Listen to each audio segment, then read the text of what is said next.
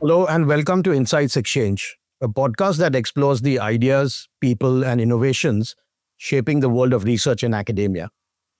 I'm your host, Nikesh Gosalia, and today we are honored to be joined by one of India's most respected academic leaders, Professor Debashis Chatterjee, Director of IIM Kozhikode. Professor Chatterjee is a globally renowned educator, author, and leadership coach. Over the past 3 decades, he has taught at prestigious institutions including Harvard and multiple IIMs. He's the longest serving director of a first generation IIM and is widely credited with transforming IIM Kozhikode into one of India's top global B schools. He has also undergone advanced leadership coaching training at INSEAD France. In this conversation, we explore how artificial intelligence is reshaping the very fabric of educational institutions, from pedagogy and research to leadership and ethics. And who better to reflect on this than someone who bridges ancient wisdom with cutting edge strategy? Professor Chatterjee, welcome to Insights Exchange. It is truly a privilege to have you with us. Thank you, Nikesh. Thanks for having me here. Thank you. So let me start with your leadership at IIM Kozhikode. You've taken the institute through a phase of extraordinary transformation. How do you now view the role of emerging technologies, especially AI, in the next chapter of institutional evolution? Well, technology ceases to be technology once you adapt to it. Then it becomes biology. So the usual suspects that we thought were technology are not really in that sense technology, but AI is a different beast because it's not just a tool, it's a co-evolutionary force that is shaping not just how institutions think, teach, and engage, but also shaping how knowledge can be democratized, reducing access asymmetries, and we are evolving from a knowledge delivery hub to an intelligent ecosystem. So our institutions have become less of schools and more of hubs, where AI is playing a very key role. And so the future, indeed, in this education space belongs to adaptive learning institutions. So it's not being AI savvy, it's being adaptive. AI savviness is what you can't be. The technology is changing overnight. And so how much more savvy can you be? The whole locus of attention should be on how do you adapt as a learning institution. You don't become learned anymore. You don't remain static. So AI is central to this transformation that we are sensing is going to happen. It's going to take away some very critical skills. My grandmother never went to school. She could recite the entire Mahabharata.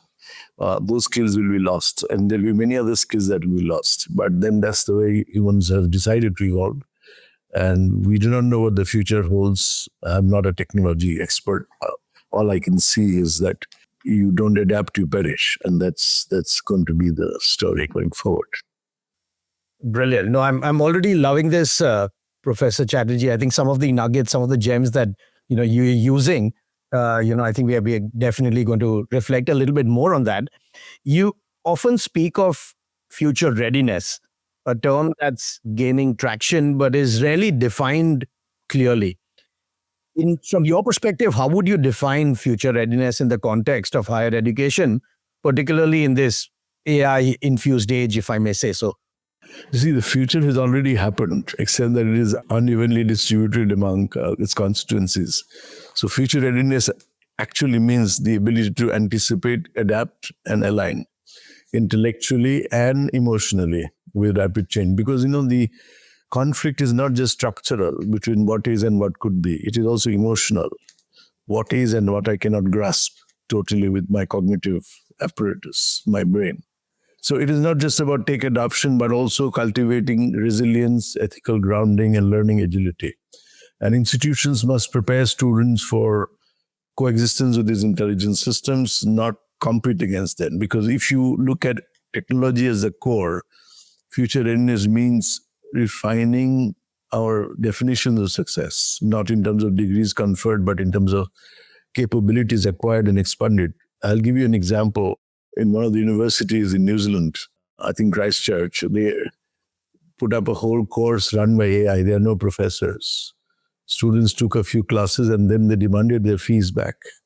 They said, why would we pay for an institution where AI is teaching full course. So it simply means that, the future readiness would not mean more of technology.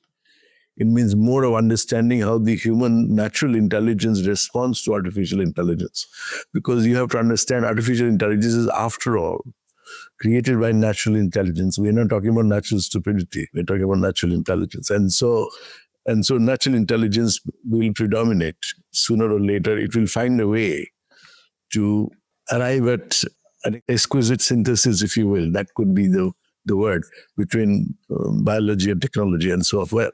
And what would be that point, price performance point? We have to decide based on what we see unfolding. As of now, technology divides people very, very clearly. Some people are adapting to it quickly, others are reluctant. So there is a tussle, and we are going through this churning right now. Yeah, absolutely. A couple of questions that just based on your response that popped in my mind, Professor, before I move to very specific area of academic research.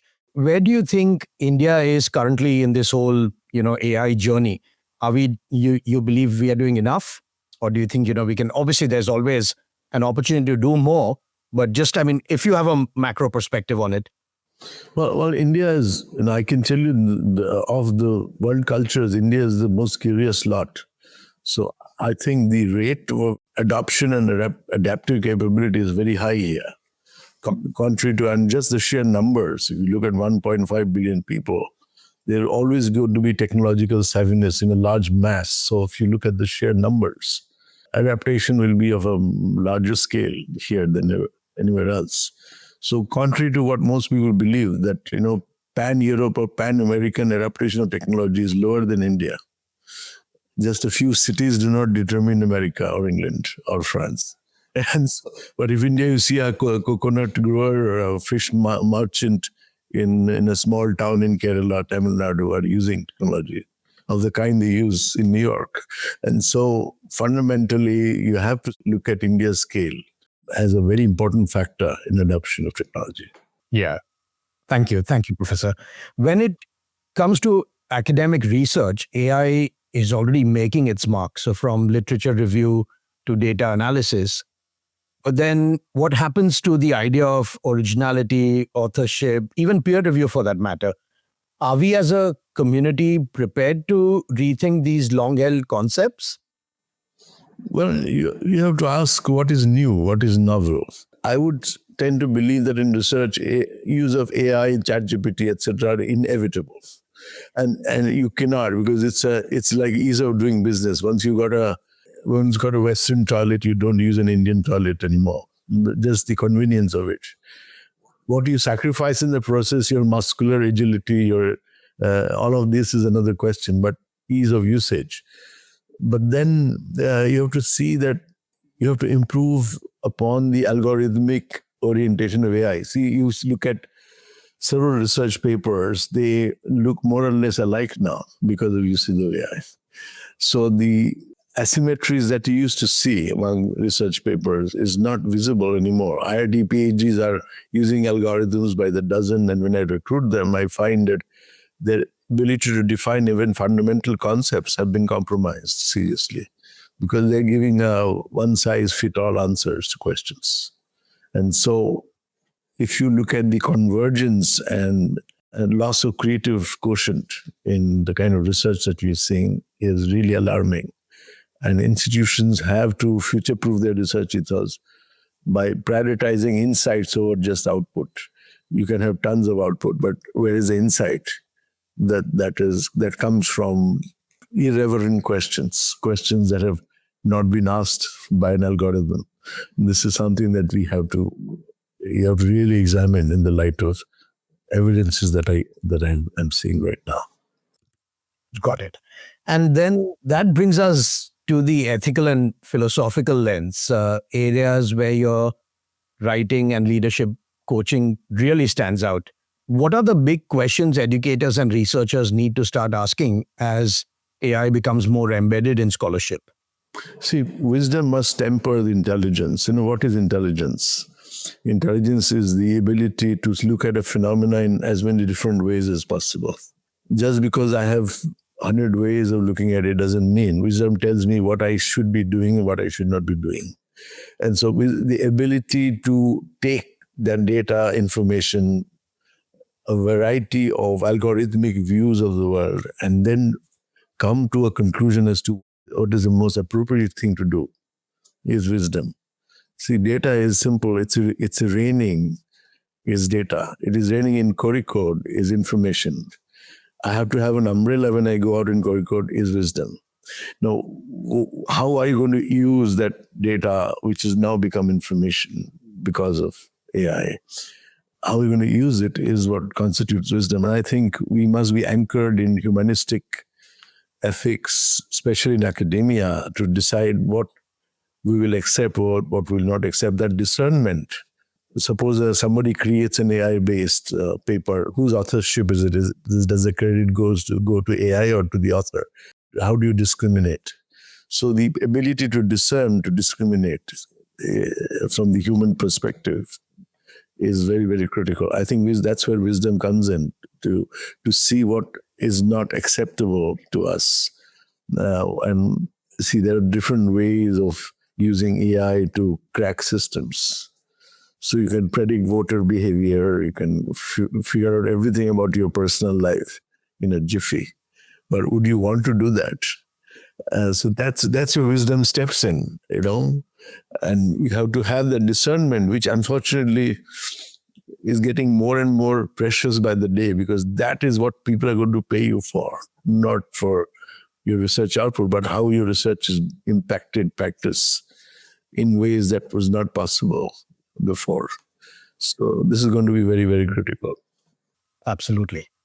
Specific to your institute, Professor, at IIM Kozhikode, what are some of the ways you're actively integrating AI into teaching, learning, or even research? And what has been the response from faculty and students? You see, the response has been mixed and it's varied. We have launched an AI-focused elective or two and interdisciplinary modules across the MBA executive programs. I have a program called Mindfulness in the Age of AI. And so I'm sensing that the more and more the cause-effect relationship, in fact, the rational aspect of the mind is taken care by AI. What would remain for us to do would be fundamentally that which cannot be broken down into cause and effect, which is intuitive understanding of things, grasping it at the emotional level. Emotions is data. And so all of these will come to the fore in teaching learning. And I think we are doing a bit to understand what will be when AI takes over most of the functionalities of that can be broken in cause and effect relationship and do it cheaper, faster, better. What are you going to be left with to do? And so that's the question that I'm asking the institution to consider. And I think we are moving in a direction where such skills as empathy, these are being brought back. One aspect of AI is Buddhi Vritti. Buddhi Vritti is use of the intellect. There's a corresponding value called Hridaya Vritti, which is culture of the heart, which is yet not co-opted by the algorithms. And so we have to get there. Hridaya Vritti means the heart has a computational capability that we have ignored so far. The heart is able to recognize not the biological heart, but the heart as a center of emotions. So those are very, very critical aspects of the human skill set that we are now looking at incorporating in our curriculum. So it's not necessarily a surfeit of AI. It's about what is left when AI takes over. Many of these aspects is what our concern is right now.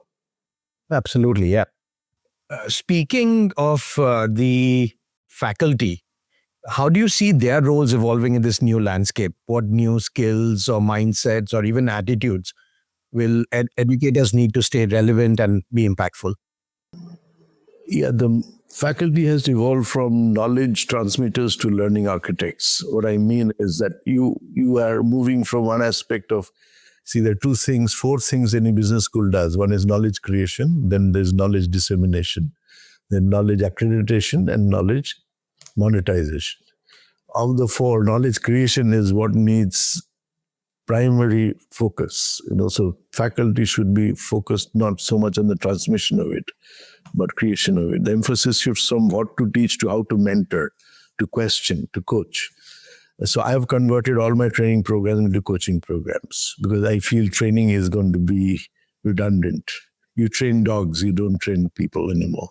And so you coach people, new skill sets, including AI fluency, emotional intelligence, systems thinking, ethical leadership.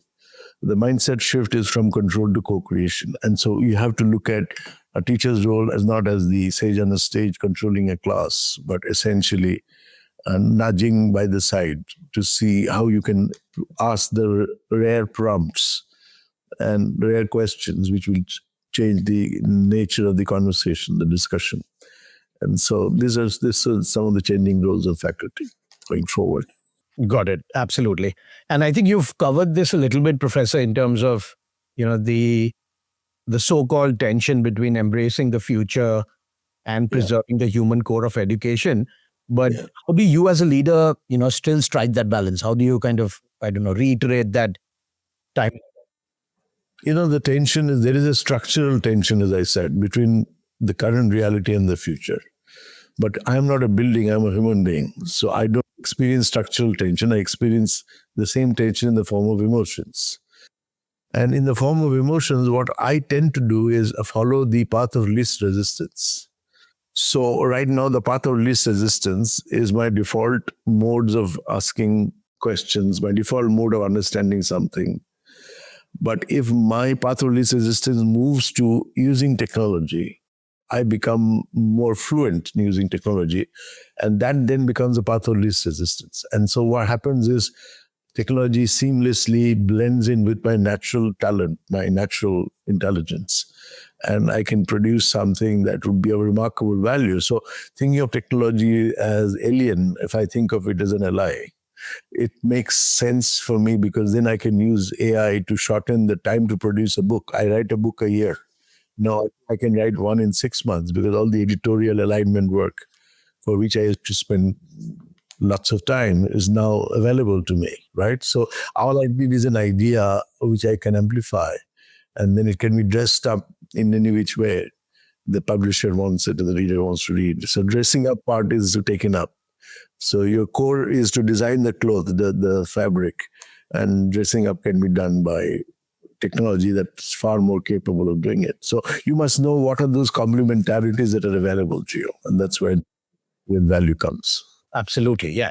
And I think you've covered some bits of this in your responses to the previous questions, Professor, which is adaptability, acceptance, path of least resistance. But still, change management in academia is never easy. I mean, if I look at the other side where we work closely with publishers and a lot of these societies, there is a lot of conversation around things like AI, but the actual implementation takes its own time. From your perspective, again, going back to the institutions, the institutional heads dealing with both disruption and inertia, what advice would you offer? Well, you see, disruption is not just technological, it is deeply cultural. And we have to manage fear and inertia with a lot of empathy because there will be a lot of senior faculty who would not gravitate easily. You have to build trust capital before pushing reform. We have to focus on small, visible wins. A new AI tool adopted in one classroom can be seed of a broader change. So you start with a little oasis in a desert. You don't start transforming the desert overnight. It can't be done. You lead with curiosity, not control. And so these are some of the shifts that in the leadership role you have to undertake. When anything is being adopted, anything is thrust on your community, the first form of resistance is called I don't know enough information. I don't have enough information. The second level of resistance, I know enough, but I don't like it enough. So emotion. Third form of resistance is I know enough, I also like it enough, but I don't like you. So as long as you're telling me, I don't trust you. And so you have to establish trust as the primary driver of adaptation. And so I think we have to get the small wins through trust, and then the bigger thing comes as a result. Absolutely. In your experience, you've worked closely with institutions globally, Professor, so Harvard, INSEAD, IMD. What best practices or frameworks from your global experience can Indian institutions adopt to harness AI responsibly?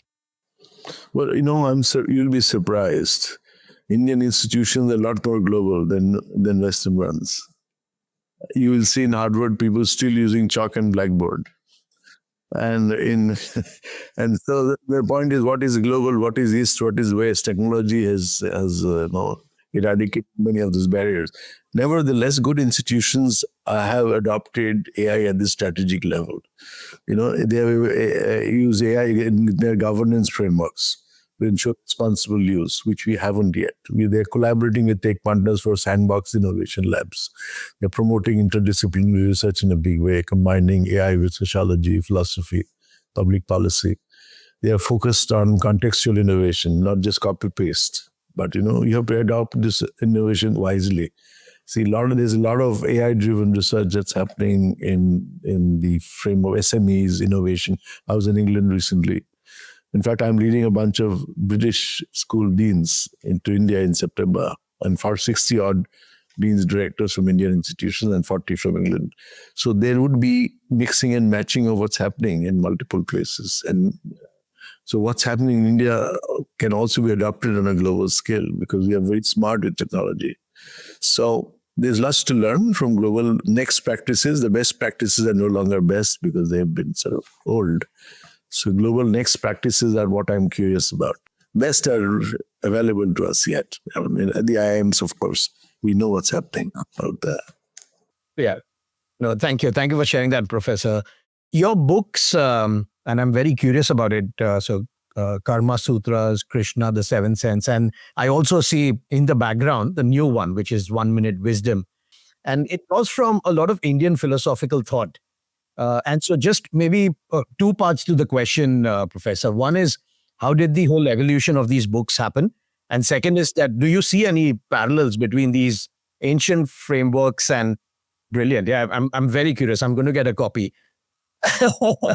And so do you see any parallels between these ancient frameworks and today's AI-led systems? And is there a deeper wisdom that we may apply? And of course, first part of the question, Professor, is how did the evolution of these books happen? I mean, the thing is that we go around the world and come back to the place from where we started and we discover it for the first time. And so the so-called past and the future, the so-called past and the future are only mental models. They have very little to do with reality. We have a respect for the future which the future does not deserve. And we have a disdain for the past which the past deserves still less. Because the past is not, everything that improves in technology with age. Human beings do not necessarily improve with age or years. There are lots of stuff we've lost in the way. Look at human memory. Look at our ability to read nature's manuscript. People could predict rains way before rain started. And, they had those sensory capabilities. People could smell something foul much better than today's sanitized world. And so we have lost a lot. And so if you say AI is bringing me back a lot, but what you have lost in the process is that human beings' ability to do the hard work to be able to access nature's law. And that ability to do the hard work is getting diluted significantly because you can now, for me to locate Addis Ababa, I had to really do the hard work of opening the pages of an atlas, figuring out what is Addis Ababa in the whole swarm of names of cities. Today, you just click a button and it appears to you. So what you've gained in time, what you've gained in breadth, you've lost in depth. And so this is something that the ancients had, which we have lost, the depth of perception, the depth to which they could look at life, reflect life and its vicissitudes. We have prolonged life, but we have not made it any better. And so where is the depth that we have lost in breadth was my question. And so my books come from the space of depth, where the breadth is missing. For instance, if you ask me, there's a competitiveness in the air in organizations all over. And then from the depth of perception, you tell them that, look, 99.99% of our ecosystem is organized in cooperation, not in competition. So if your emphasis is overwhelming in competition, you're losing out on some basic core organizing principles. How about that? So once you do this, for instance, a lot of people ask me, young people, how do I get what I desire? I said you have to first get to the fact that you have to deserve what you desire. So focus on what you deserve. If you focus on desire will follow you like shadow follows light. So there's a fundamental flaw in the way that we have put the cart before the horse. And I think the depth that my work would try to bring is a missing piece in today's world. And I've called this book 1 Minute Wisdom. And the thing is, 1 minute is not 60 seconds. Algorithm will tell you 1 minute is 60 seconds. But my wisdom tells me 1 minute is called a muhurt. Mu means the moment. And rhythm means the cosmic order. So the time-space, billion time-space events that have created this moment is pregnant with billions of times. It's not just 60 seconds. It is a whole infinite, eternal forces of nature that has now crystallized this moment. If you're on that plane that exploded in Ahmedabad, Gujarat, then that Boeing plane, one moment you're tying your seatbelt, and within 30 seconds you're asking existential questions about life and death. So you can see the power of that moment. It is very important that in a minute you can come to this depth of perception. I'm going to also end with a story, something that you might find it intriguing.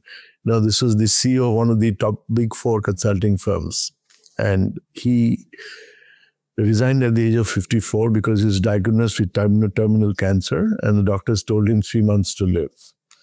So he spent the first month meeting his customers, his all corporate people, settling scores with them, all of that. Next month, he met his friends and he spent quality time with them. Third month, he spent exclusively with his family, and he died on the lap of his wife and with his mother by his side. And he wrote a piece before he died, and he said, I'm lucky that I have just 3 months to live because every moment mattered. And I think you have to get to the power of that moment, which is, and with all its depth and verticality, which no algorithm can reach. And the other story that embellishes it is my visit to Japan. I go to a sushi restaurant. Look at the menu card. It is so hugely expensive. I feel like getting out. But I have an Indian flag on my jacket, so in reference to my country, I stay put. And I get 10-course sushi meal, starting with seaweeds, followed by octopus. Of the 10, I could eat only 5. But when I get the bill, I'm surprised that it is 1/8 of the actual menu bill. So I asked the lady serving, why did you charge me so less? I'm very happy, but why did you charge me so less? Is there an error in the billing? She said, no, I was observing while you were eating. I billed you not for what you ordered, but what you enjoyed. Which algorithm can get you there? And so, and so you have to explore wisdom in these small pockets of experiences. And I put this together. You can read each chapter within a minute. That's as long it takes to read. But the chapter might stay a lifetime. Absolutely. No, thank you for sharing that, Professor. I mean, I honestly, when you were sharing the stories and I literally had some goosebumps. And not just this book, but I'm very, very curious about the others as well. And it's been, such a privilege to have this conversation. I did have one final question for you. If you, just staying with the topic, if you were to write a new sutra for academic leadership in the age of AI, what would it be? Explore who am I before you ask what is AI. that would be the priority, right? Yeah. Okay. Thank you. Thank you. Yeah, thank you. This has been fantastic. One of my best, episodes having a conversation with you, Professor. Professor Chatterjee, thank you so much for such an insightful and thought-provoking conversation. You've given us a framework not just for how institutions can adopt AI, but how they can do so with grace, wisdom, and a human touch, most importantly. To our listeners, thank you for tuning in. If you've enjoyed this episode, do follow Insights Exchange on your favorite podcast platform. And if you're on LinkedIn, feel free to connect and join the conversation. I'd love to hear your thoughts on today's discussion. Until next time, stay curious and stay informed.